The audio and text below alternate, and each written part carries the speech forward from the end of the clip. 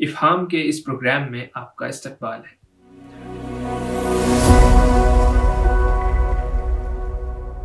آج ہمارے ساتھ پروگرام میں مولانا محمد رضی الاسلام ندوی صاحب تشریف فرما ہیں۔ آپ ایک مشہور و معروف عالم دین ہیں۔ آپ کا تعلق بہرائچ اتر پردیش سے ہے۔ آپ نے دارالعلوم ندوۃ العلماء سے عالمیت اور فضیلت اور علی گڑھ مسلم یونیورسٹی سے BUMS اور MD کی ڈگریاں حاصل کی ہیں۔ آپ ادارہ تحقیق و تصنیف اسلامی علی گڑھ کے رکن بھی رہے ہیں اور فی الحال سہماہی مجلہ تحقیقات اسلامی کے معاون مدیر کی حیثیت سے خدمات انجام دے رہے ہیں۔ ساتھ ہی اسلامی موضوعات پر آپ کی 3 درجن سے زائد تصانیف منظر عام پر آ چکی ہیں۔ آپ جماعت اسلامی ہند کی مرکزی مجلس شورا اور مجلس نمائندگان کے رکن بھی ہیں۔ ساتھ ہی اسلامی معاشرہ جو کہ ایک شعبہ ہے جماعت اسلامی ہند کا، اس کے آپ سیکریٹری ہیں، اور شریعہ کونسل جماعت اسلامی ہند کا جو ادارہ ہے اس کے بھی آپ سیکریٹری کے طور پر خدمات انجام دے رہے ہیں۔ مولانا، ہمارے اس پروگرام میں آپ کا استقبال ہے۔ کیونکہ آپ سیکریٹری ہیں شریعہ کونسل کے، تو آپ سے ہمارا سوال یہ تھا کہ شریعہ کونسل کو کن مقاصد کے تحت وجود میں لایا گیا اور کیا اہداف سیٹ کیے گئے اس کے لیے؟ بسم اللہ الرحمن الرحیم۔ جماعت اسلامی ہند کسی فقہی مسلک کی پابند نہیں ہے۔ وہ اپنے ارکان کو آزادی دیتی ہے کہ وہ جس مسلک پر بھی چاہیں عمل کریں۔ جماعت کے ارکان و وابستگان میں حنفی مسلک کے لوگ بھی ہیں، شافعی مسلک پر عمل کرنے والے بھی ہیں اور اہل حدیث بھی ہیں۔ البتہ جماعت کے ارکان و وابستگان بعض فقہی معاملات میں مرکز جماعت سے رجوع کرتے رہے ہیں۔ ان کے جوابات کے لیے کسی جماعت کے ذمہ دار کو پابند کیا جاتا تھا اور وہ ان کے سوالات کے جوابات دے دیا کرتا تھا۔ لیکن ادھر اس میقات میں جماعت اسلامی نے یہ محسوس کیا کہ باقاعدہ ایک ادارہ قائم کیا جائے تاکہ وابستگان جماعت کی طرف سے جو سوالات کثرت سے فقہی معاملات میں آتے ہیں ان کے جوابات اس ادارے کی طرف سے اجتماعی غور و خوض کر کے دیے جائیں۔ چنانچہ اس میقات کے شروع ہی میں شریعہ کونسل جماعت اسلامی ہند کا قیام عمل میں آیا۔ لیکن یہ جو کونسل ہے یہ صرف وابستگان جماعت، ارکان و کارکنان ہی کے لیے خاص نہیں ہے، بلکہ اس کو عام کیا گیا ہے۔ کوئی بھی شخص شریعہ کونسل سے رجوع کر سکتا ہے اور اپنے معاملات میں، اپنے مسائل میں شریعت کی روشنی میں وہ رہنمائی حاصل کر سکتا ہے۔ جی مولانا، یہ اس کونسل میں کون کون سے علماء شامل ہیں؟ یہ کونسل جب قائم کی گئی تھی تو اس میں 10 معروف علماء کو نامزد کیا گیا تھا۔ مولانا سید جلال الدین عمری جو سابق امیر جماعت اسلامی ہند ہیں، ان کو کونسل کا صدر بنایا گیا ہے۔ مجھ کو کونسل کی سیکریٹری شپ دی گئی ہے۔ اس کے علاوہ اس کے ارکان میں اور بھی معروف علماء شامل ہیں۔ مولانا عبداللہ جولم جو جنوب میں دارالسلام عمر آباد میں استاذ ہیں، مولانا مفتی محمد ارشد فاروقی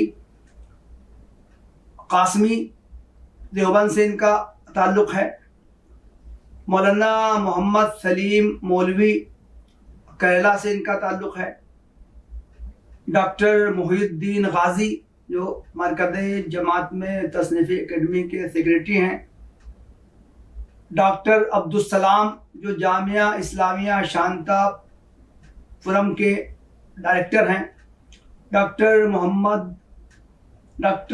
ذکی الرحمن غازی فلاحی، اور بھی بعض علماء ہیں جو اس کے ارکان میں شامل ہیں۔ تو جب شریعہ کونسل کی تشکیل ہوئی تھی اس وقت ان لوگوں کو ارکان مقرر کیا گیا تھا۔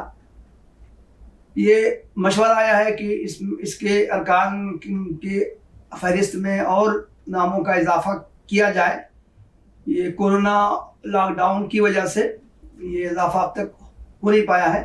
انشاءاللہ بہت جلد کونسل میں دوسرے معروف علماء کو بھی شامل کیا جائے گا.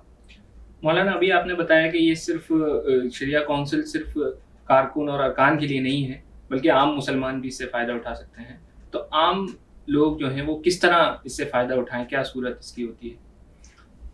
دیکھیے اب تک جو شریعہ کونسل سے جو لوگ رجوع کر رہے ہیں تو خاصے لوگ وہ تو مرکز جماعت اسلامی ہند میں وہ تشریف لاتے ہیں اور وہ زبانی یا تحریری طور سے اپنے مسائل کا جواب چاہتے ہیں, چنانچہ ان کو اس کے جوابات تحریری طور سے یا زبانی فراہم کیے جاتے ہیں.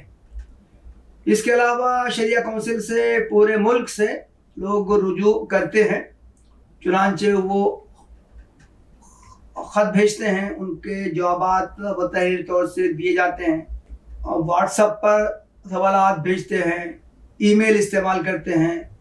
شریعہ کونسل کی جو ویب سائٹ ہے اس پر بھی وہ سوالات بھیجتے ہیں. تو یہ سوشل میڈیا کے مختلف ذرائع سے ان کو ان کے سوالات حاصل ہوتے ہیں جس کے ان کے جوابات دیے جاتے ہیں. مولانا ہم دیکھ رہے ہیں ملک میں ابھی جس طرح کے حالات ہیں تو غیر مسلموں کے اندر بھی کچھ شکوک و شبہات ہیں شریعت کو لے کر, فقہ کو لے کر. تو کیا کوئی غیر مسلم بھی شریعہ کونسل سے سوال کر سکتا ہے؟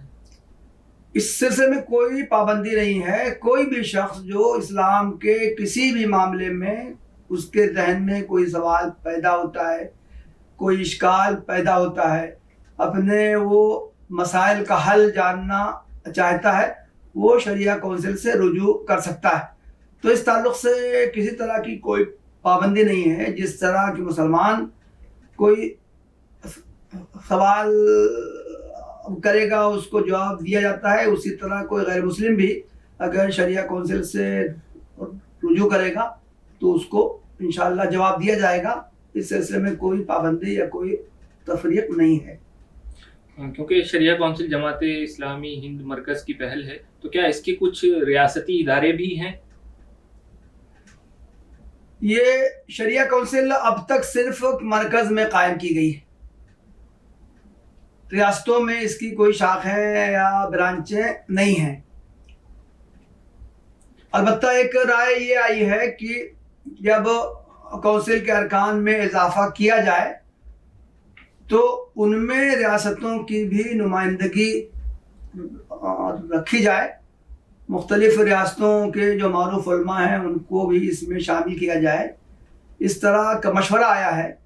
تو گویا کہ آئندہ یہ صورت تو اختیار کی جا سکتی ہے کہ جب کونسل کے ارکان میں اضافہ کیا جائے تو اس میں مختلف ریاستوں سے نمائندگی رکھی جائے. لیکن فی الحال شریعہ کونسل کے پیش نظر ریاستوں میں اس کی شاخیں کھولنے کا پروگرام نہیں ہے.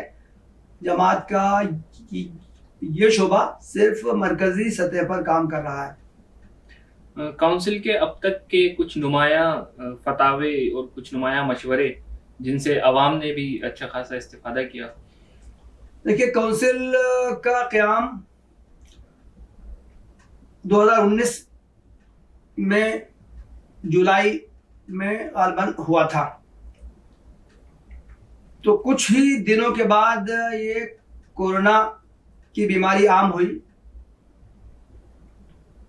اور اس کے نتیجے میں پورے ملک میں لاک ڈاؤن لگایا گیا.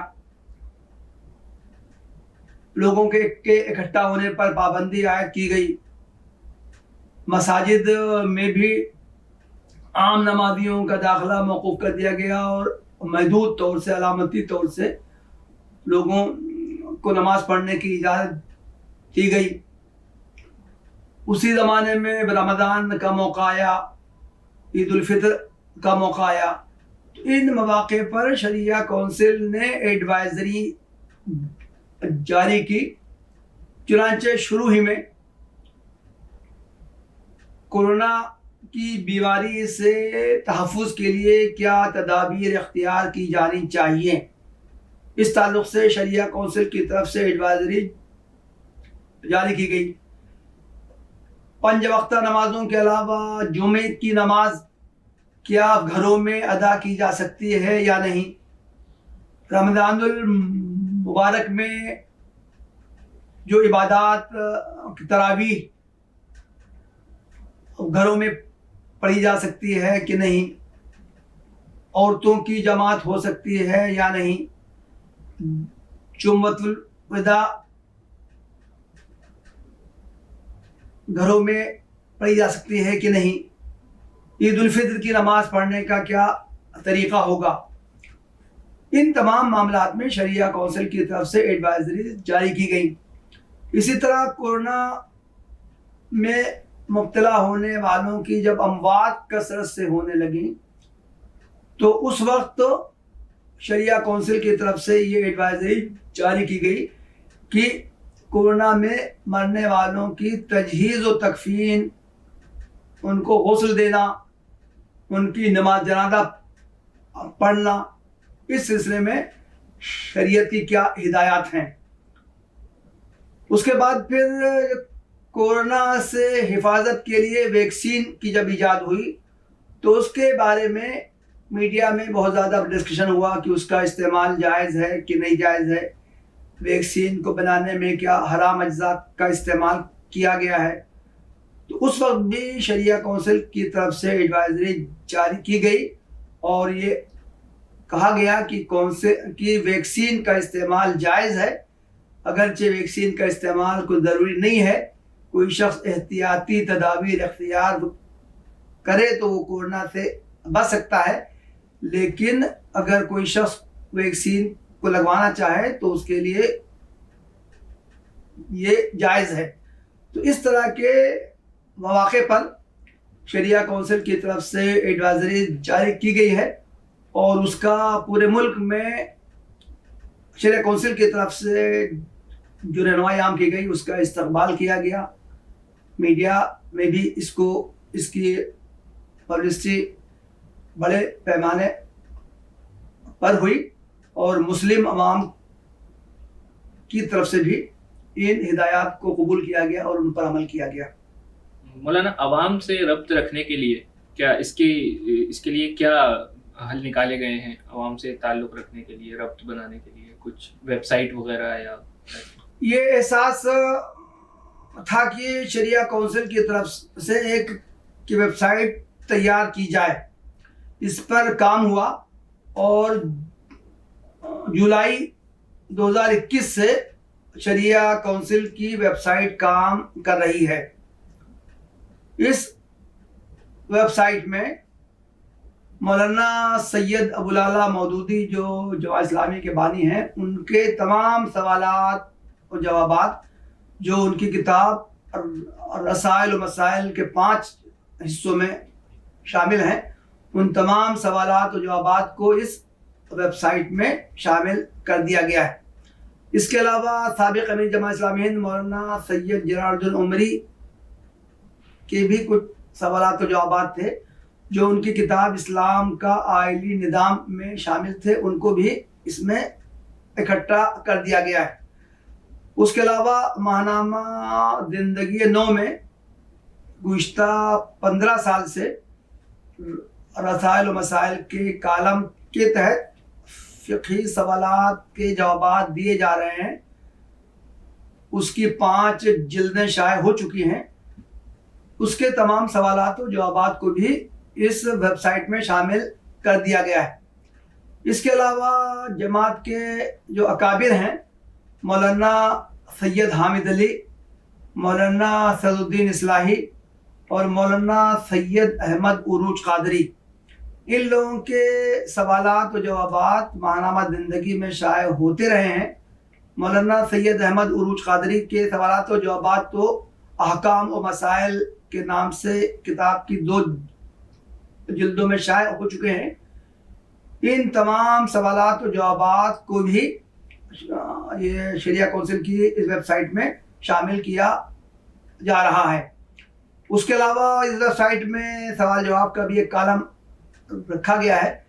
کوئی شخص اس سائٹ کو دیکھ کر اپنے جو مطلوبہ سوال ہیں وہ تلاش کر سکتا ہے ان کے جواب, اور اگر اس کو اس کا مطلوبہ جواب اس میں نہ ملے تو وہ سوال بھی کر سکتا ہے.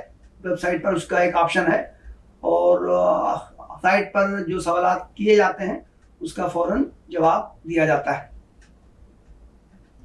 بہت بہت شکریہ مولانا. ہم ہمارے آڈینس سے درخواست کریں گے کہ آپ شریعہ کونسل کی ویب سائٹ پر جائیں. اگر آپ کے کچھ سوالات ہیں, آپ کے کچھ فتویٰ وغیرہ آپ کو چاہیے تو اس پر آپ سرچ کریں. اور جیسا کہ مولانا نے بتایا ابھی, اگر آپ کے کچھ سوالات ہیں تو وہاں پر آپشن موجود ہے, آپ وہاں سے بھی سوال کر سکتے ہیں, یا نہیں تو آپ واٹس ایپ اور ای میل ایڈریس جو اسکرین پر دیا گیا ہے اس پر بھی آپ شریعہ کونسل سے کانٹیکٹ کر سکتے ہیں. شکریہ.